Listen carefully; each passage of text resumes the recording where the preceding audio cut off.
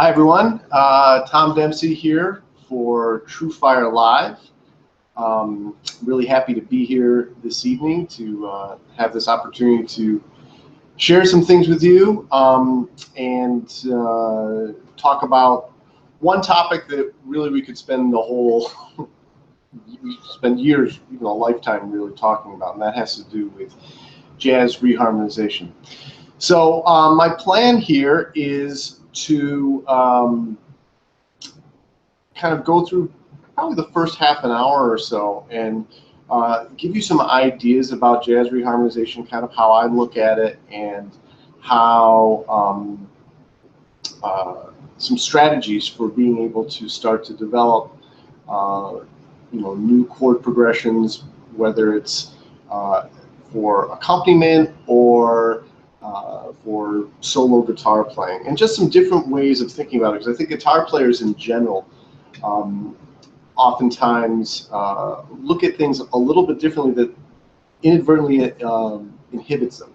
So I'm hoping that a couple of things that I can share with you will hopefully start to make you think a little bit differently about how you look at jazz reharmonization. Really great to see on the live chat. We've got Alex here and Marianne and Ron. Thanks for the shout out there. And Sergio, my friend Sergio. Great to have you here too, and of course Jeff as well.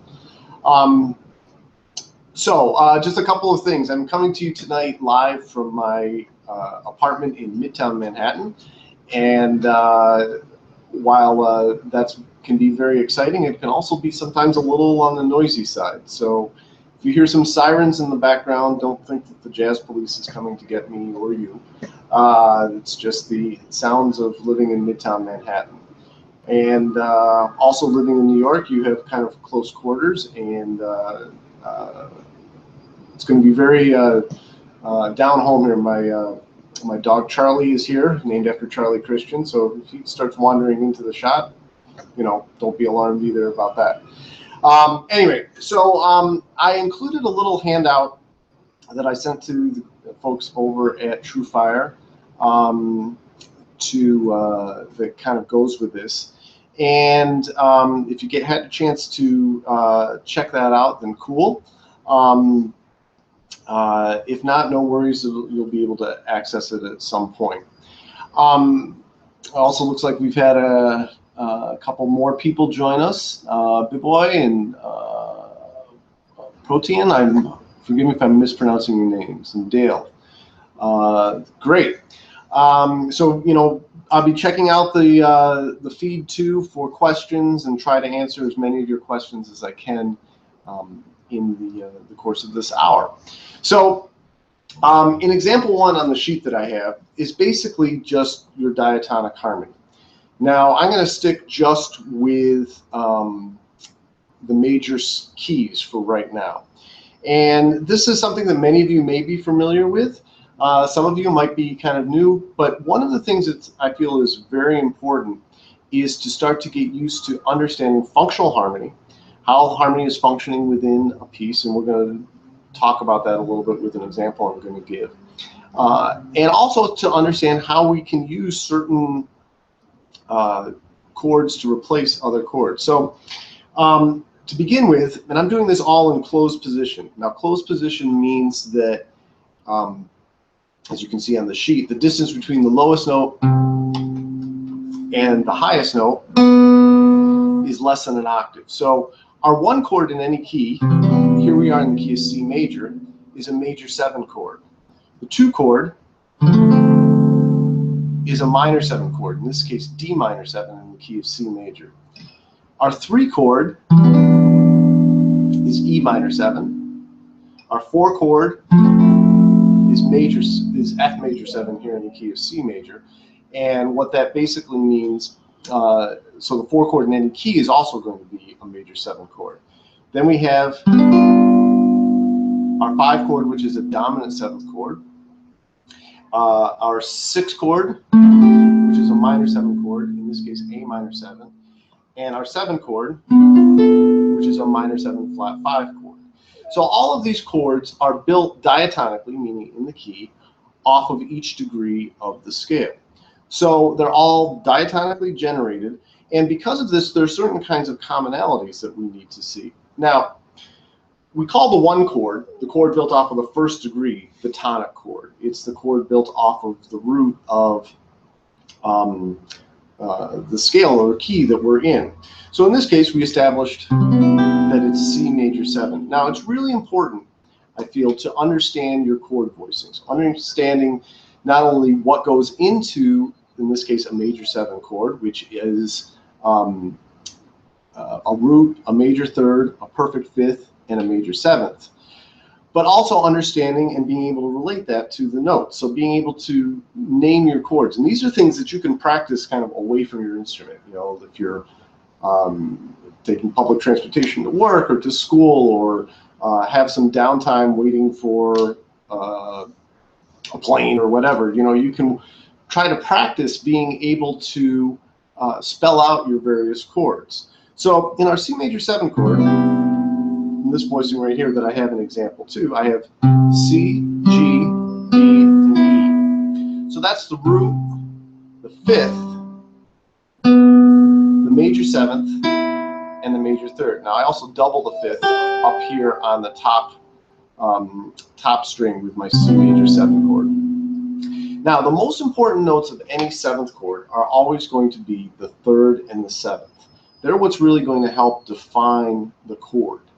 So there's a chord, well, first of all, our C major 7 chord here, our 3rd is E, and our 7th is B. Well, there's another chord that exists in the key of C major that has E and B in it, and that's the chord built off of the 3rd degree, our E minor 7th chord. Okay, so you can see the E and the B here. I also have a D, and I also have the G, which is also part of the C major 7 chord. I doubled the B up here on the top E string. So you can see that inside of this, if I were to put the root C here, I would actually get what's known as a C major 9 chord. Or if I do it something like that, you can hear that it's a little bit richer sounding chord. Okay, so these two chords share the 3rd and 7th of the one chord, the tonic chord. Another chord that exists where we don't have the 3rd and 7th, but we have an interesting spelling of the chord is the 6th chord, which is, in this case, our A minor 7 chord. Now, the 6th chord is also where you find the relative minor of any key. So there's a relationship between the major and the relative minor. If I take that 6th chord, that A minor, and here I've got A, G, C, E, and A. Okay, and if I were to invert it and have, say, let's see, how should I do this? Look. C, E, A, and back up to C, I basically get the same notes that are found in my C6 chord. So what I'm driving at here is that these two chords, the 3 chord and the 6 chord, can be used to substitute for a 1 chord in any key. That's what's known as diatonic substitution. We're going to look at 2 other places where this exists within our diatonic framework. But know that for the tonic chord, the 1 chord, you can always substitute a 3 and a 6 chord for the 1 chord. Now, let's go to our 2nd degree, D minor 7. Well, the D minor 7 chord, we have, in this voicing that I have D, A, C, F, and back up to A. So if you remember back, the actual notes we have were D, F, A, and C. That's your root, minor 3rd, perfect 5th, and minor 7th. The 3rd and 7th of the D minor 7th chord are F and C. And we have the C here and the F here. So another chord that exists that also has F and C in it is the 4 chord, which is F major 7. if I take that F major 7 and I put the D in the bass, I get a D minor 9 chord. Okay, so this 4 chord can also substitute for a 2. That's another form of diatonic substitution. So far we have the 3 and the 6 substituting for the 1, and the 4 chord substituting for the 2. Okay, the last type of substitution, diatonic substitution, that we have comes off of our dominant, which is our G7 chord. Okay, in the G7 chord, if you remember from when I played it over here, I have G, B, D, and F. It's my group, my major 3rd, my perfect 5th, and my minor 7th. Well, the 3rd and 7th of this chord are F and B, actually B and F, to be more specific. B is the 3rd, F is the minor 7th. So there's one other chord diatonically generated that also has B and F in it, and that's found in the 7 chord of any key. In this case, it's our B minor 7 flat 5 chord. If I take and put G in the bass and play a B minor 7 flat 5, I get essentially a G dominant 9 chord. So all of these are diatonic substitutions. This is your first type of substitution that you should start to become familiar with. So once again, for the tonic or 1 chord, you can substitute a 3 or a 6. For the 2 chord, you can substitute a 4. And for the 5 chord, you can substitute the 7. Okay. Next type of substitution that we have is known as tritone substitution.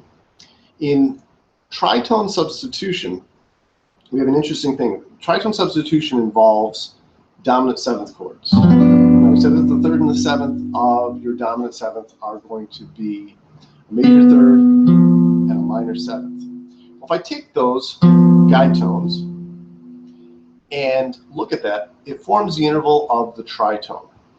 The tritone is the only interval that we have in the chromatic scale where when we invert it, it becomes the same exact interval. And that's because it's the halfway point of the octave. It's the midway point between the octave, two notes of within an octave.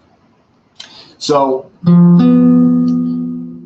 because of that equidistance, if I take this and there's another type of chord that would also have these 2 notes in it, which would be my D flat 7 chord.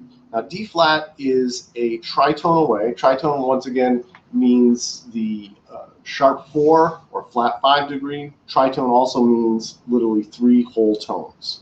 So it's 3 whole steps: G to A to B, A to D flat. Okay. Now, because that 3rd and 7th are in common in both the G7 and the D flat 7 chord, that means that we can substitute a dominant 7th chord for another dominant 7th chord a tritone away. Now, when we do that, the 3rd and the 7th essentially switch places. The 7th becomes the 3rd, and the 3rd becomes the 7th.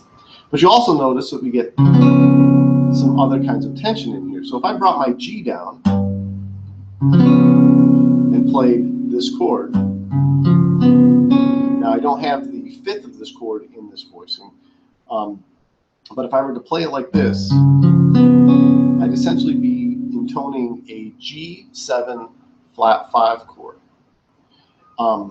If I brought in the, if I would go like this and bring in the 5th of the D flat 7, I'd have a G7 flat 5 flat 9 chord. So now we're getting a little bit deeper into some of the nuances of and more kind of rich harmony that can exist with your dominant 7th chord.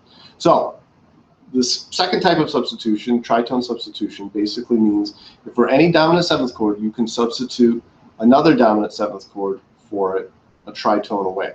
Now, when you do that, you have to be aware of the various tones that are in there. We're going to get into this a little bit deeper when we start applying this to a progression. Okay. Third type of substitution is called secondary dominant substitution. Now, I always find when I get ready to start teaching about secondary dominant substitutions that it could get very complicated very quickly and kind of unnecessarily. So I think it's important to understand a couple of things about secondary dominant substitutions, because the definition I'm going to give you as a practical way to use this is going to be relatively simple. Okay, so first you have to trust that you have heard secondary dominant chords before in your life. Okay, and second thing is you have to trust that I'm right about this. So here's my basic kind of working definition for the use of secondary dominant substitution. Secondary dominant substitution is when you take a chord that's not your primary dominant. Your primary dominant in any key is always going to be your 5 chord, right? That's the one that's diatonically generated. But the secondary dominant is when you take any chord that's not the 5 chord, the 1, 2, 3, 4, 6, or 7, and make it dominant. Now, you'll discover things when people start talking about secondary dominance, relating them to different keys, which is a good way to kind of analyze it, because a lot of times they're functioning going towards either a major or a minor, or sometimes another dominant chord. A perfect example of where you've heard secondary dominant chords is in the blues, right? Because if we were playing a B-flat blues, the first chord is not B-flat major 7, it's B-flat dominant 7. Well, that dominant 7th chord is essentially a secondary dominant. But in example 4 here, with what I have a basic progression where we're basically going from C major 7 to A minor 7 to D minor 7 and back to G7. Okay, so that progression is a 1, 6, 2, 5 in the key of C major, pretty straight ahead, right? Well, one way that you can use secondary dominant substitution here is you could start off with your C major 7, but instead of going to your A minor 7, you could go to A7. Then you could go to D minor 7 and G7. Okay? That A7 that I brought in, that secondary dominant, a lot of times you'll hear people talk about, you know, 5 of this, 5 of that.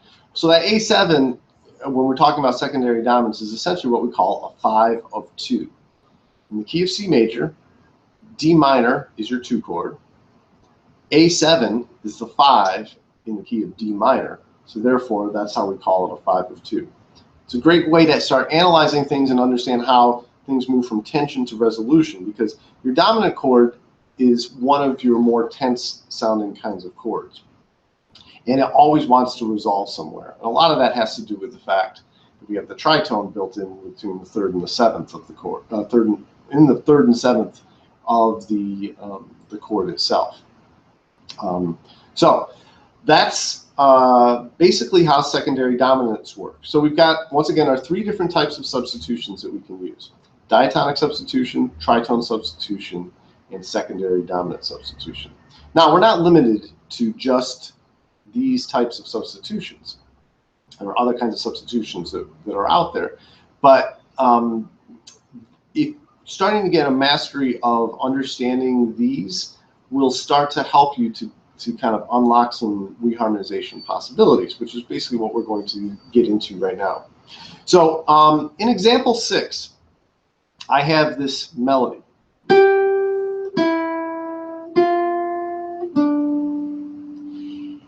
And here's where guitar players oftentimes miss the boat a little bit as far as reharmonization goes.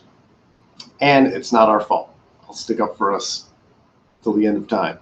But you know, when we get ready to learn chords on the guitar, we learn grips or patterns or fingerings, whatever you want to call them. We learn that that's a G7. We learn that this is E flat 7. We learn that this is D minor 7 flat 5. We learn that this is C6 9. You get the idea. Okay. One of the things that we don't often think about is that these chords have voices. There are actual voices within the chord that we need to be able to address. And we need to be thinking about those voices of the chord as we get ready to start to develop our reharmonization.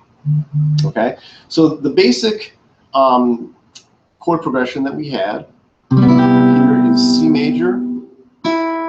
So we're going from the melody note G to the E, and then D minor 7 to G7.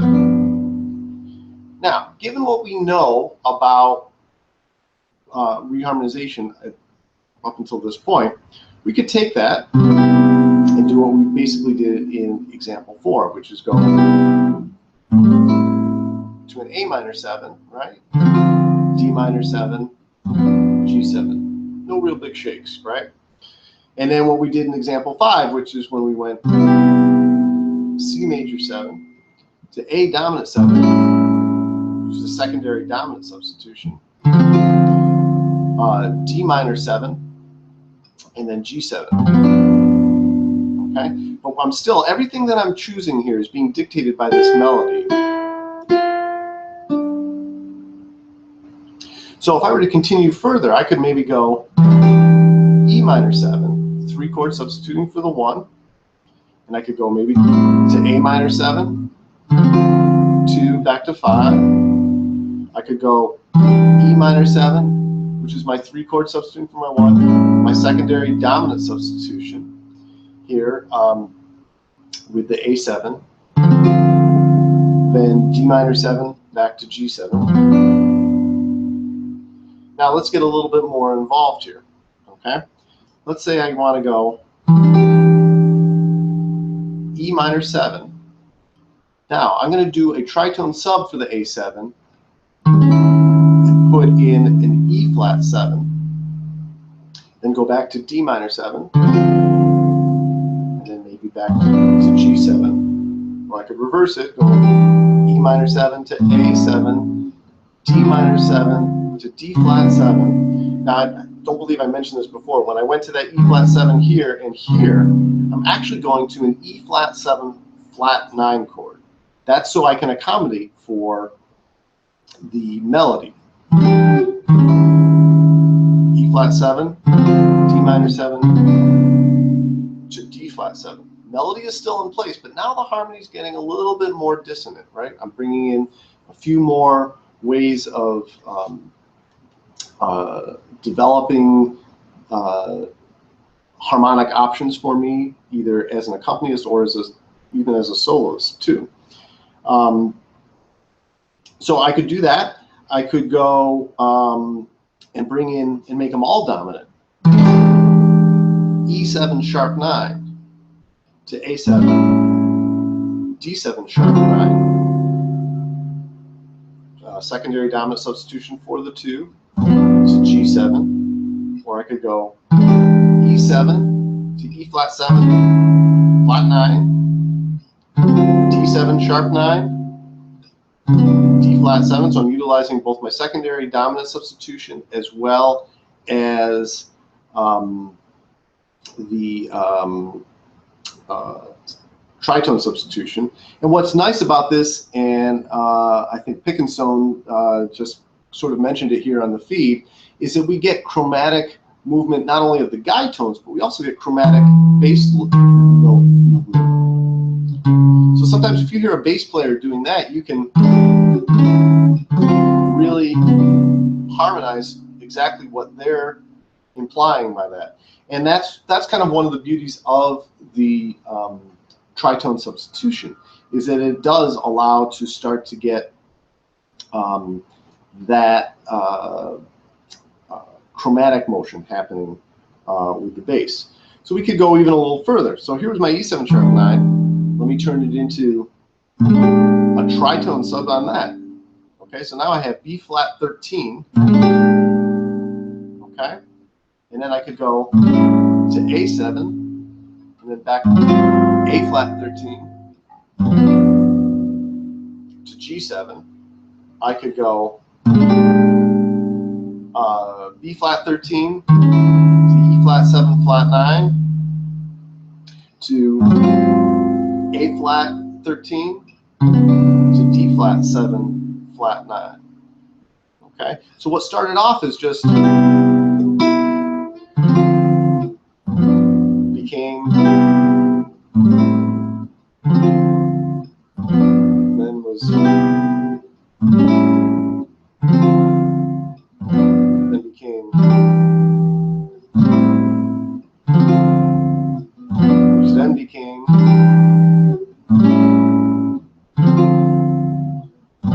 and then,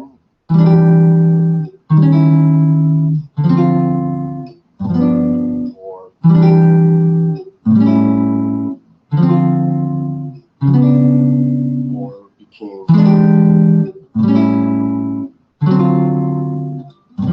or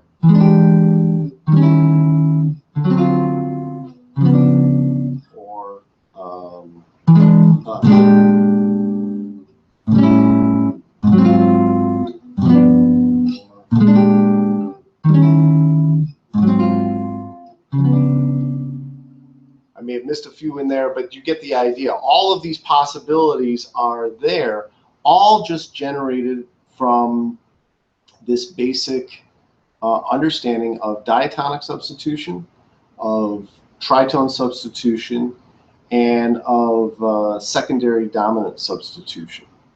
But you can also hear the way that I'm playing this, that melody is completely intact the entire time. And you always want to be listening for that melody.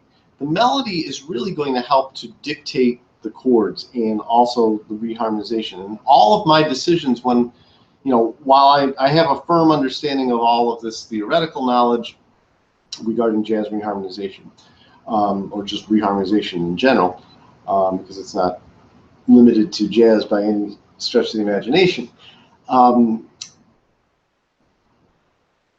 My actual decisions about how I'm going to harmonize or reharmonize something is really based upon the melody, and how I'm going to be able to support that melody, because I could do all sorts of wacky things with that melody,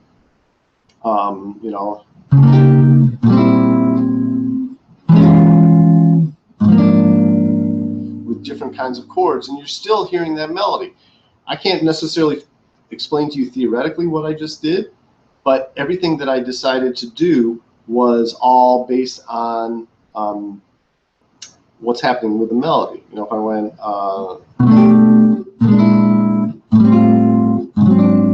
different things like that.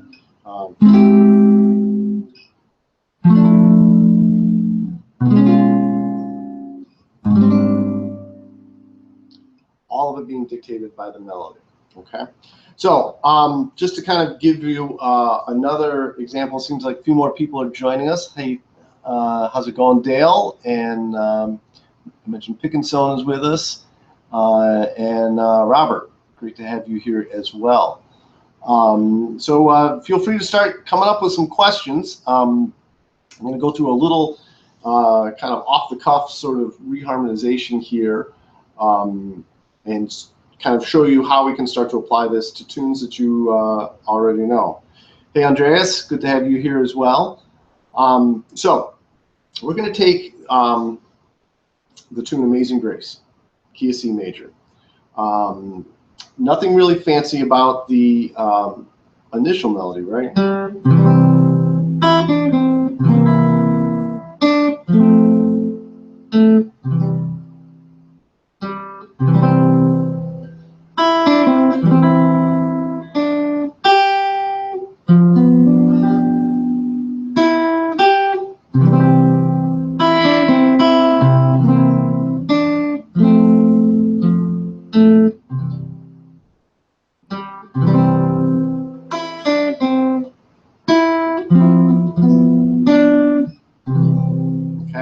Very basic kind of melody. Now, in knowing what we know about our various chord structures and various kinds of substitutions, we can start to apply some of this to being able to harmonize Amazing Grace. So if I start, now remember, everything that I'm going to harmonize is going to be based upon the melody note. Okay, I always have to be aware of that. And we can also create movement, which I'm going to kind of show you about as well. So if I was I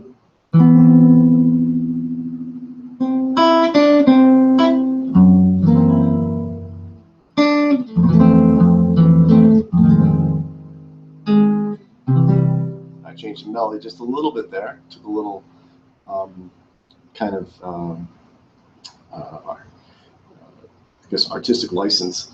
But you notice I started here. Okay. Now you can look at this as kind of an A minor 9 chord, substituting for the C, or the upper structure of a C major 7 chord. You know, but I have to get that C up there. I have to make sure that that is there. Now before I was playing C7, so here's my tritone substitution, which leads me chromatically to an F major 7, which is the 4 chord, and then I went to a 4 minor chord, and then change the melody note just a little bit to eventually get back to that C. We always want to also think about, I really made a big emphasis on this, but the movement from tension to resolution. One of the guys who I studied with and one of my mentors, Ted Dunbar, always talked about point of origin, point of destiny. Okay, where you're starting from within the progression or wherever you are in a piece of music and where you're headed to. You have to know where you're headed to, and you have to be able to lead into that. And you have to find ways to be able to do that effectively. Okay, so next part.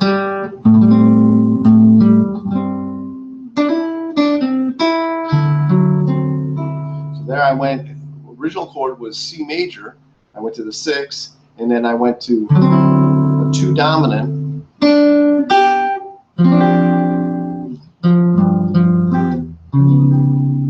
then I went to a G11 chord, eventually to a tritone substitution for that, which is my D flat 9 sharp 11.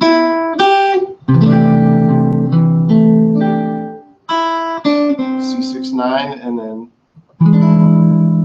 change it completely. I went to E7,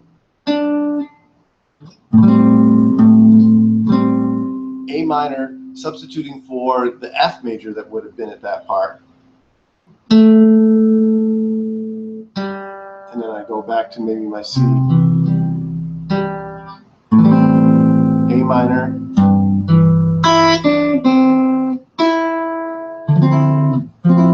I could go to my F major 7, which is substituting for a 2 chord, to G7 or D flat 7. Then I could do like a walk down.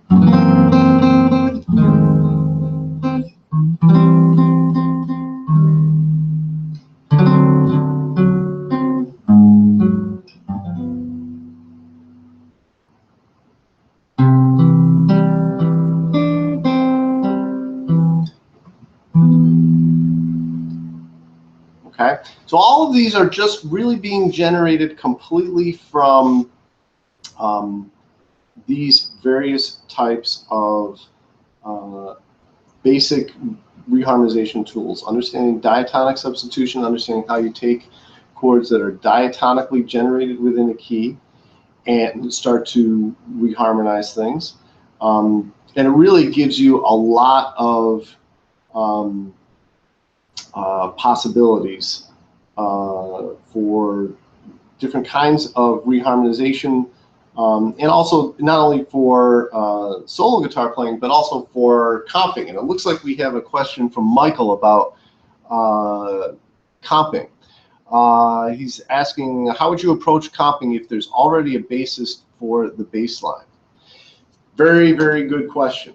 Okay, so when comping with a bass player, and sometimes some of you may also be in a situation where you might have a piano player or another harmonic instrument or multiple guitar players. One of the things that you could start to do is start to look at playing chords where you eliminate the root. Now in this example, in this presentation, I'm kind of bringing in the root so that you can have some sort of context for it. But like I could take that same basic reharmonization that I did with that I did over example 6, and I could put in different kinds of chords. Now, you might not get all of the nuances of it because there's no root, but assuming that the bass player is there, if I just dealt with these kind of middle 3 strings, for example, so if I had, let's see, if I had like C major 7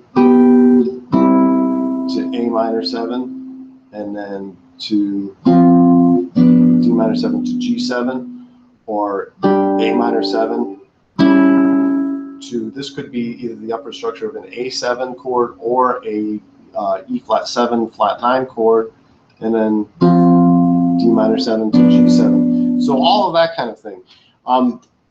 Finding ways to use the inner voices, and that's where also getting really comfortable with your guide tones can be a super important thing to do. A lot of the comping that I'll do in that kind of situation is really kind of focused on you know, my guide tones on the 3rd and 4th strings, and being able to move things around. So if I have like I think someone was asking about a blues. So if I had a B flat blues and I were to go, here's my B flat 7 and E flat 7, back to B flat 7, right? And E flat 7, back to B flat 7, then C minor 7, F7 to B flat. So I might go.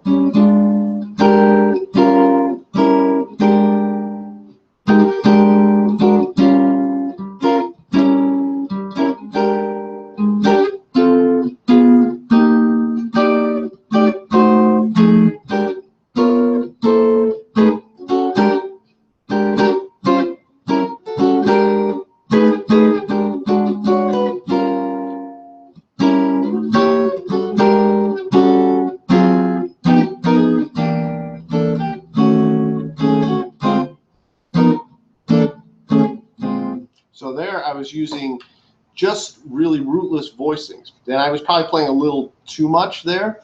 You know, the basic idea is I know where my guide tones are, and I know, like, if I have a B flat 7 chord, right? And I know that my 5th is here, I know that my 13th is here, I know that my flat 7 is here, I know that my root is here, and I know my 9th is here, and I could double the 3rd way up here if I wanted to. But I know where all those diatonic extensions are. And I also know where all of, oh, there's also the 11th. I forgot about that. If I wanted to play a B flat dominant 11 chord. But I also know where my chromatic extensions are.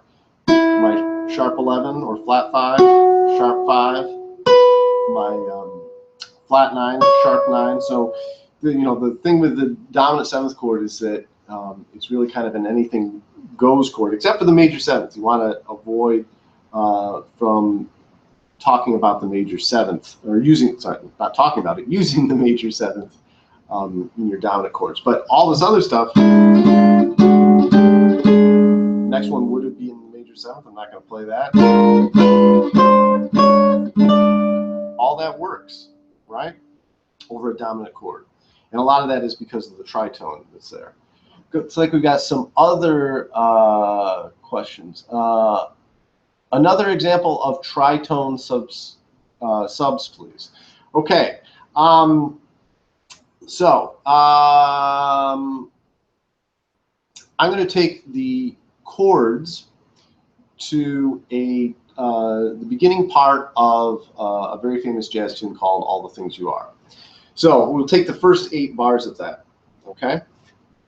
So first 8 bars are going to be F minor 7 to B flat minor 7 to E flat 7. I'm just playing basic chords right now. To A flat major 7. So that's 6, 2, 5, 1 in the key of A flat, which then goes to the 4 chord in A flat major. And then we're essentially modulating up a major 3rd. We're going 2, 5, 1 in the key of C major. That's D minor 7 to G7 to C major 7. So a basic way that you could do the tritone substitution is you're going F minor 7, E flat minor 7. Now the next chord would have been E flat 7. If I substitute a tritone sub on that, I could go A. Here I'm playing A7 sharp 5, so I can keep that, what would have been the 9th of an E flat chord, but I go to A flat major. So what was now becomes tritone sub, chromatic movement into the tonic, right? And then I could do this D minor 7 to D flat 7. D flat 7 being the tritone sub of the G7, and then into C major. Now, you can also take this a little further. I'm going to go a little deeper into this right now. Sometimes you might want to add what I call the relative Dorian minor or the relative 2 minor to that tritone substitution. So here's what I mean. So if I go back to that D minor 7, G7 to C major, the original tritone substitution was D minor 7, D flat 7 to C major 7. I could go D minor 7 and then A flat minor 7, which would be the relative Dorian or the relative 2 minor chord to that D flat 7. A flat minor is a 2 chord in the key of G flat, and then D flat 7 is the 5 chord, and then to C major. So you could go something like that. So if I were to put all together, sorry.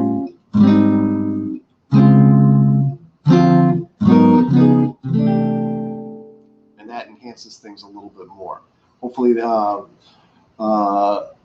let me know, is it ABBA music, if that answers your question. A couple of other questions. Single string picking technique. Yes, a little off topic, but I'm glad to talk about it.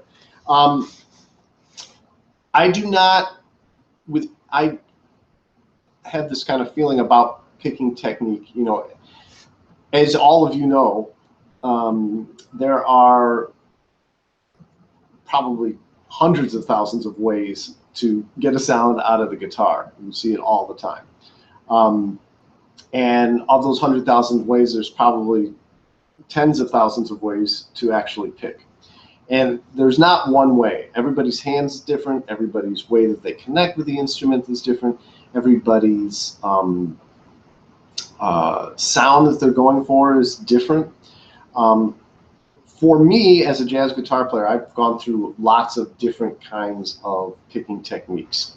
And then I've sort of arrived at this one because basically the issue I was having was finding a way to pick effectively that got a good sound out of the instrument and also, you know, helped to develop speed and all of that kind of stuff, but mostly accuracy and mostly about sound. And so for me, I said, all right, who are the 2 guitar players that play the music that I like? That you know, Wes Montgomery was a big fan of, or I am a big fan of Wes Montgomery. Wes Montgomery doesn't know me from anything, but you know, of course, I love his playing to death, but he plays with the thumb, you know. And while I do play with the thumb sometimes, that's not the only thing I want to go for. So the 2 people for me that I really liked were or are George Benson and Pat Metheny. Ironically, both of them pick very similarly. They both play actually a relatively thinner pick than most jazz guitar players play, but they also play on the side of the pick, like this.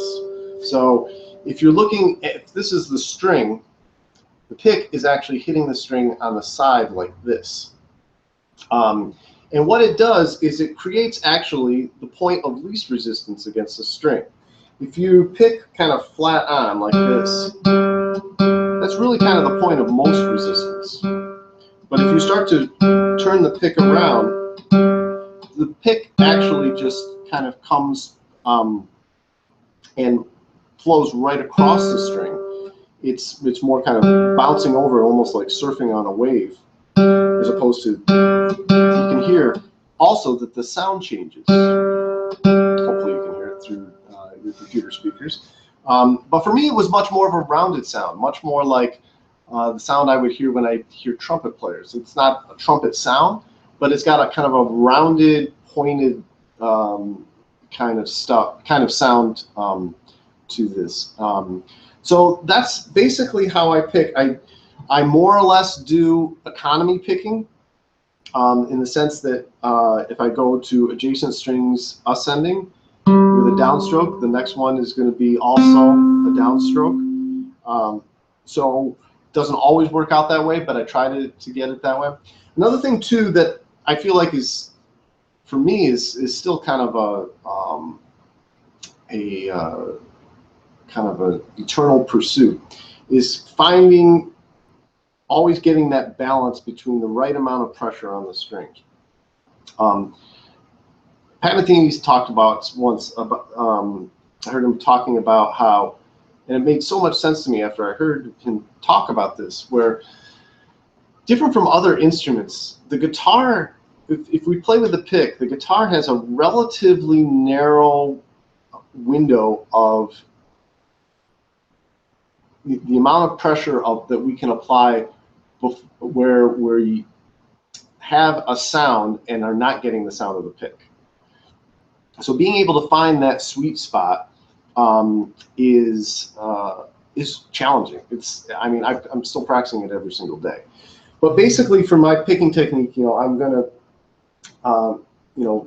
first of all, you should always practice on an amp. And fortunately, in these days, with all the computer stuff that we have available to us, being able to practice with headphones, if you're like me and live in an apartment in New York City, and you've got neighbors and people living around you, if I want to practice late at night, I always want to make sure that I'm practicing on something that's going to be close to an amp, so an amp simulator or whatever it is, because I have students who come to me all the time, and they, right out of the box, and they start playing a tune, and I'm just hearing their right hand the whole time. And my first question is always, do you practice on an amp? And if that's the situation, then generally speaking, their answer is no. I never practice on an amp, or I hardly practice on an amp. Your amp is part of your sound. It's part of your instrument. The electric guitar is never going to be played without the amp. So it's very important for you to try and play with the amp. But basically, what I'm doing, I keep my fourth finger here kind of, it's not really dug in or anchored, it's more kind of a guide, and on the pick guard here, and I'm just picking on the side.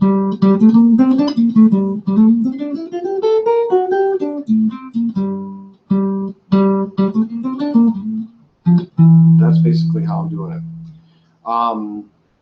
So yeah, that's more or less my picking technique. I always feel like it's always a work in progress. I remember when I was in college, and hearing, you walk down the hallway of the practice rooms and hear the guitar players going woo, woo, woo, all over the place, and then you'd hear the saxophone player blowing one note, or the trumpet player blowing one note, and working on their long tones and working on a sound, and the fact that they have to constantly be developing those chops. I feel like it's really the same for us, and the same for me. I'm still working on honing my technique, and maybe I'll find something else that works even better for me. That's the great thing about this instrument. I was thinking about it today, like it seems like every year that goes by, I feel like I know less and less about the guitar, because I discover more, and which opens up a lot more possibilities. So it's really cool. Okay, let's see. Thanks for the response about the blues. If you could do the same for 16251, it would be much appreciated. Sure. Feel free to write your requests on the back of $100 bills and send them to, no, just kidding. Okay.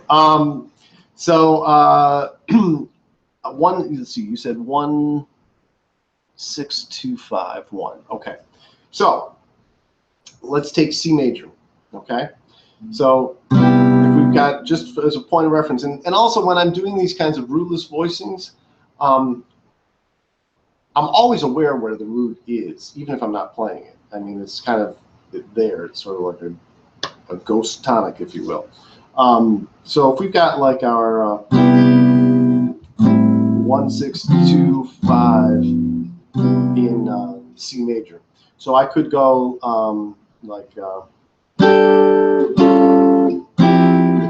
so that was basically like E minor. I played basically like an E minor 11. I think that's what I played next, which was an A7 sharp 5, but keeping that root up there, and then G13 sus4 to a G13 chord.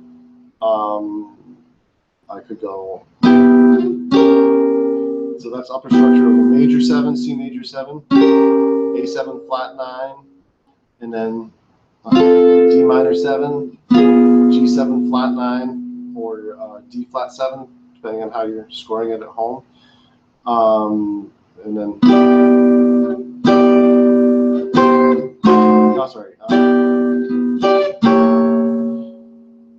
This is interesting. Let me talk about this real quick, okay? I didn't include this in the actual substitution part, but one of the things that you should know about for your dominant 7th chords is that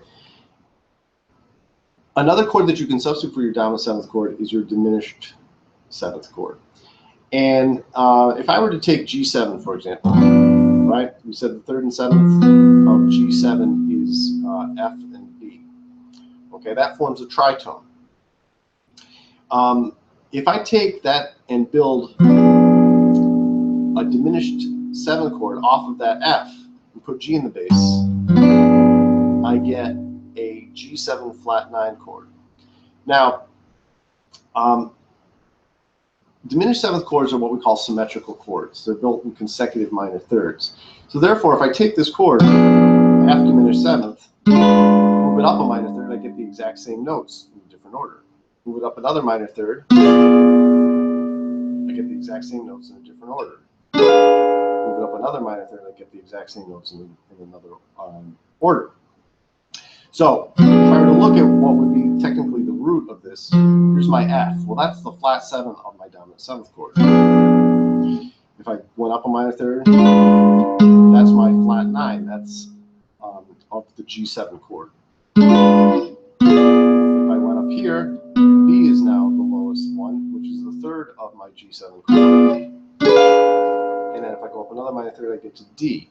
So basically what we're doing is we can take a diminished 7th chord and play it off of the 3rd, the 5th, the flat 7, or a half step above the root of any dominant 7th chord and use to substitute for it. So what I was doing here a minute ago is I think I went like this. Now the next chord, if it was a 6th chord, I was going to A7 flat 9. Well, here I can play my B flat diminished. And then I could go to D minor 7 to G13 to another G7 flat 9. So that also chromatic slides like that. I went B flat to A, so going into my 6 to 5, and then I could go. If I go to C 6/9, E diminished 7th to substitute for the A7, and then I could go to D minor. Well, that's bringing in the root though. We want to stay away from that. I went here, F major 9. That's the F major 7 rather, which is basically going to intone a D minor 9 chord. And then to that. So there's all sorts of things. I think Michael, I think a good way to do this with your chords is the whole time my 3rd and 7th are on the G and D strings. Get used to that. Get used to knowing where the guide tones are. You know, it's really only going to be 2 places. Well, if we go 2 octaves, it could go more. But get used to where that is, and then start adding notes on top of it. So if I've got, I could go. There, I just pedaled really on the same note. I could go there, something like that, or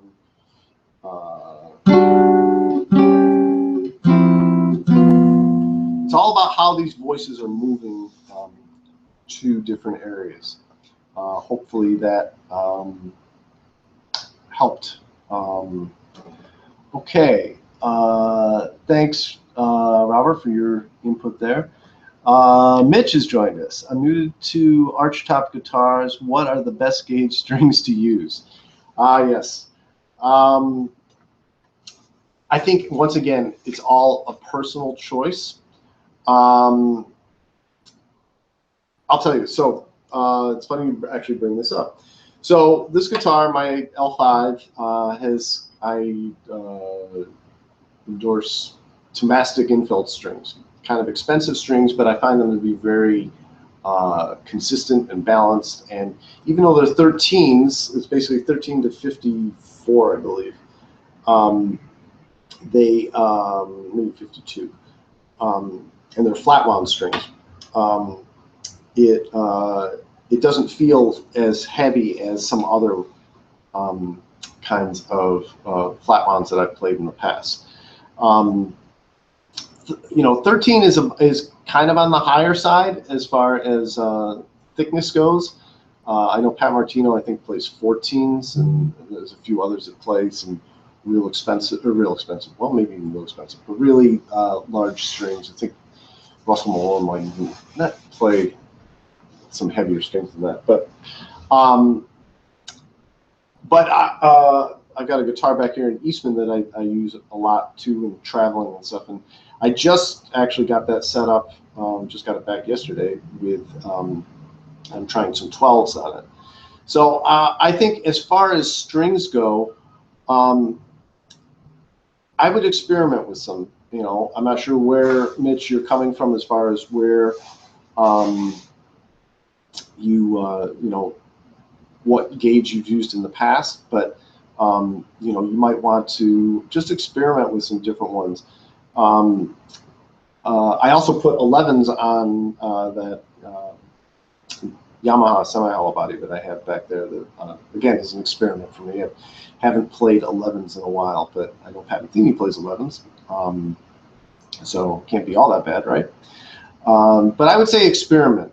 Again, sound to me is so personal, and how you hear your sound, that's really, you know, that should be kind of the big goal for all of you, is to really hear the sound that you want. You know, all of you know basically what you want to sound like, and be going for that, and let that sound be what takes you there. Hope that helps. Tom, do you? Sorry, I've got some messages that are blocking as is saying here. So let me just change that. Okay.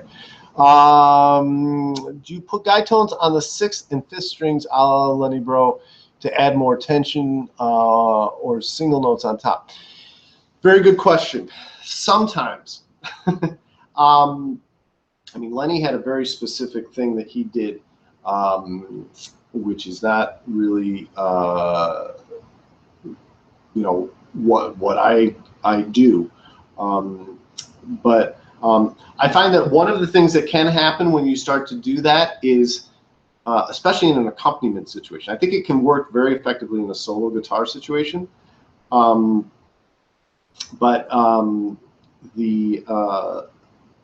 if you get down kind of low like this,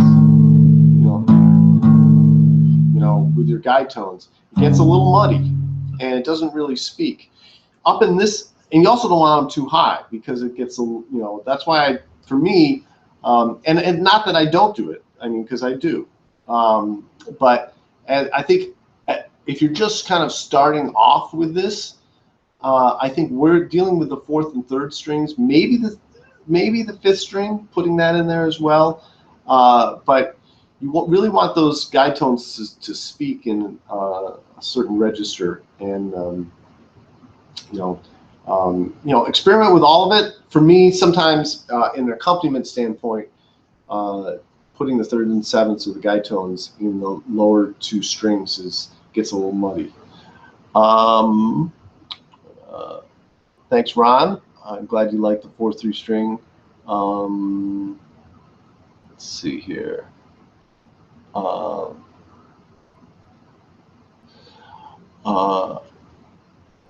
Clueless to Archtops 2 just got my first, always flat wound. I always play flat wound, or have for a long time, but that's just me. I've got plenty of friends, colleagues who play round wound strings. So again, it's all about sound. Let's see. Rounds can give you, Pickinson talked about how they can give you a little bit more projection, but that's, he nailed it.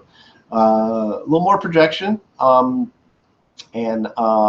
sometimes flat wounds can be a little dark sounding, too dark sounding.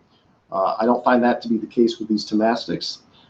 These are really, I think, much better as far as tonal quality goes. But yeah, I mean, and nowadays there's all sorts of ways around, kind of dealing with the sound. But again, this is great stuff. I know we guitar players can kind of dork out on the whole, what strings to use, what pick that you use. But at the end of the day, it's about the sound, and that's what you should really always be, kind of searching for. Soft touch with the ground. Yep. Okay, it seems like we're kind of in similar situation, or similar agreement about the whole guide tones thing. Oh no, I wasn't calling anybody a dork. Let the record show, no one is dork. I'm the biggest dork here.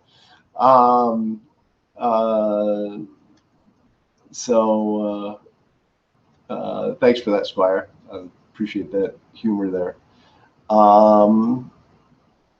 Any classic jazz albums you recommend? But of course, my Desert Island record is Smoking at the Half Note, Wes Montgomery.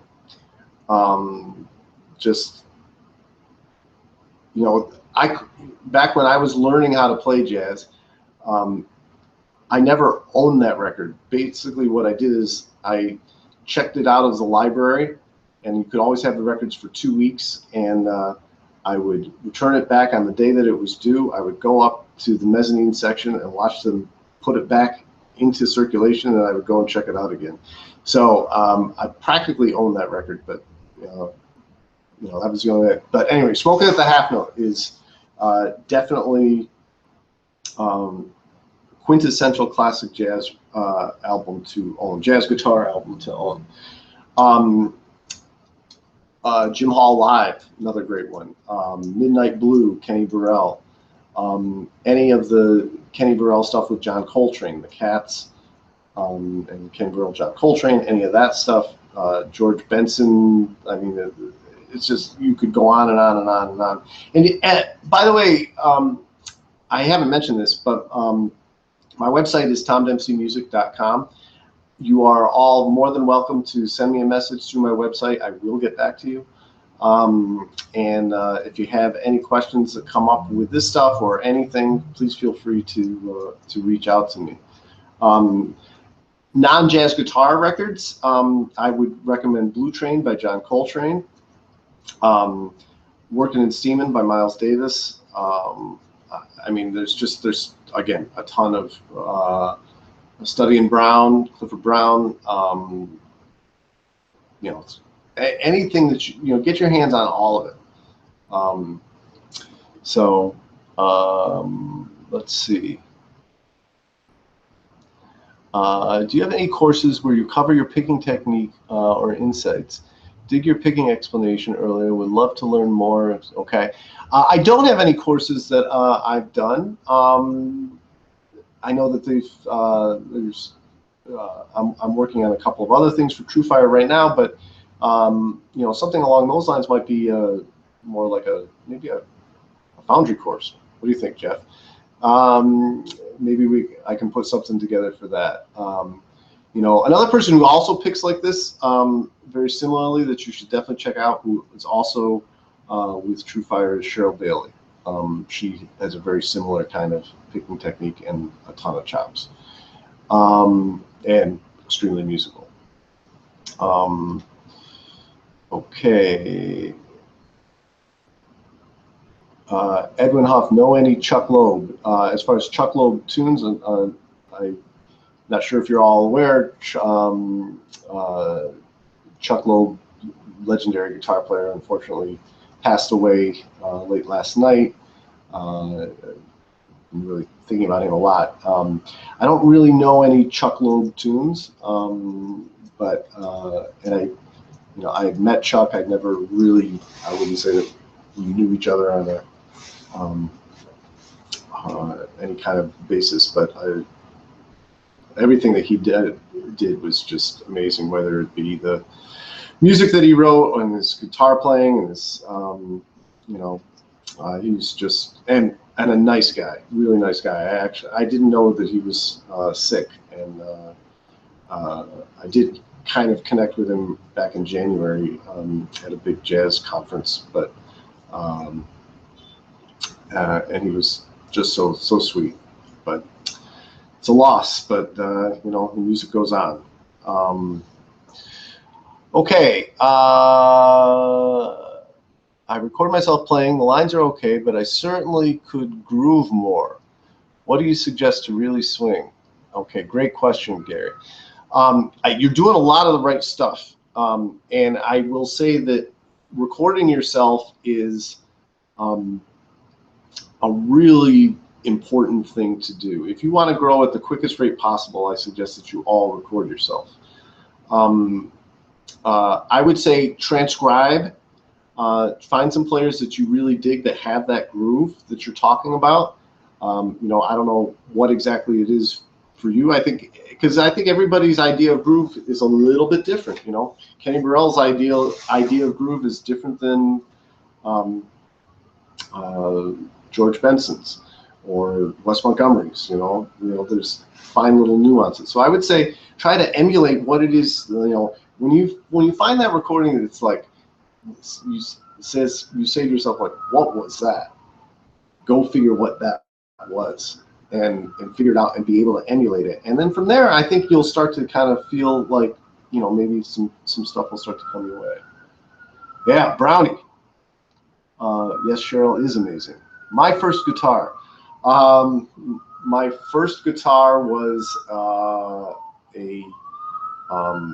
I don't even know. It was like a 3/4 size guitar, and then from there, within a year, I was up to a Hohner acoustic guitar, and yeah, so those were my first guitars. Is smooth jazz guitar a genre that you play and respect? Yeah, I mean, yes. I've played it, and I definitely respect it. I mean, you know, it's like Duke Ellington said, there's only two kinds of music, good music and bad music. So, you know, it's not, there are country bands I like, there's country music I like, there's polka bands I like, there's all sorts of different, there's heavy metal bands I like, there's all sorts of different things. And yeah, good music is good music. I mean, you know, Chuck Loeb, it's funny, Chuck Loeb, especially in his later years, was mostly known as a smooth, you know, smooth jazz, whatever that means, guitar player. But, you know, he played with Stan Getz. He played with Chico Hamilton. He played with all sorts of people. You know, so yeah, I like it all. Let's see. Great tips. Could you please explain some of the reharmonization used by John Coltrane? Wow, that gets into it's a great question, Manuel. I hope I'm pronouncing your name correctly. I am going to have to kind of wrap this up relatively soon, but maybe this could be the subject of another TrueFire Live thing that we could do. The John Coltrane thing, that gets really deep. But let me give you kind of a basic understanding of certain things. Yeah, that's a whole nother video, just like Pick and Stone said. But I'll give you just a little brief kind of thing.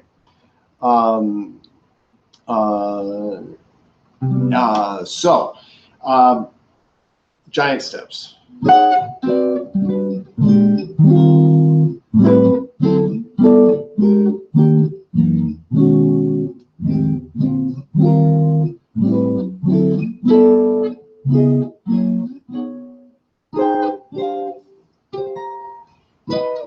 Okay. There's basically three different key centers. There's B, and then G, and then E flat. Now, if you take B, E flat, or the enharmonic of E flat would be D sharp, and G, and look at those intervals. B to D sharp is a major third. D sharp or E flat to G is also a major third. And G back to B is also a major third. This is what's known as the augmented matrix. Okay? They're equidistant apart. Pat Martino goes into a lot of this too. You should check out his course that I was fortunate enough to produce. And be the musical consultant on it. But he goes into a lot of that stuff. So if you check that out, that would hopefully help you too.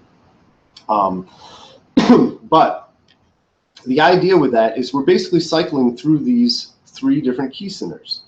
So from there, from the B major, it goes 5-1 into G, 5-1 into E flat, and then a 2-5 to get back to G, 5-1 into E flat, 5-1 into B, and then 2-5-1 into E flat, 2-5-1 into G, 2-5-1 into B, and then 2-5-1 back into E flat. And then so it's basically with a lot of the Coltrane stuff. It's that kind of thing of going through, those chord centers, those key centers that are all relegated because of the intervallic relationship of the major third and the augmented matrix. Again, a much bigger thing to get into, but maybe that can give you a little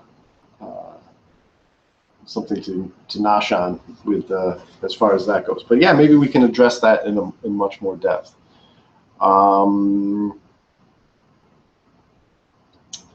Great, yeah, and sacred geometry. So I think hopefully I've gotten to everybody's questions. We're about 15 minutes over, but I've had a ball here doing this. I hope you got something out of this and we're able to really hopefully open up some ideas for jazz reharmonization and just reharmonization in general. It's not genre specific. You can check out my various courses that are on TrueFire. You can also check out my music on my website, tomdempseymusic.com. I have a new CD that just came out. It's the music of Jim Hall that came out in March. It didn't just come out, but it's been out for a little while. At any rate, so if you're interested in his music, that's great.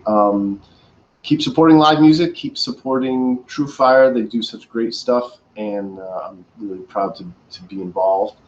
And yeah, if you ever have questions, just shoot me a line, and maybe we'll do one of these again sometime and get into some other stuff. So thanks for spending some time with me tonight, and good luck, keep swinging, and hopefully we'll be in touch soon. Take care.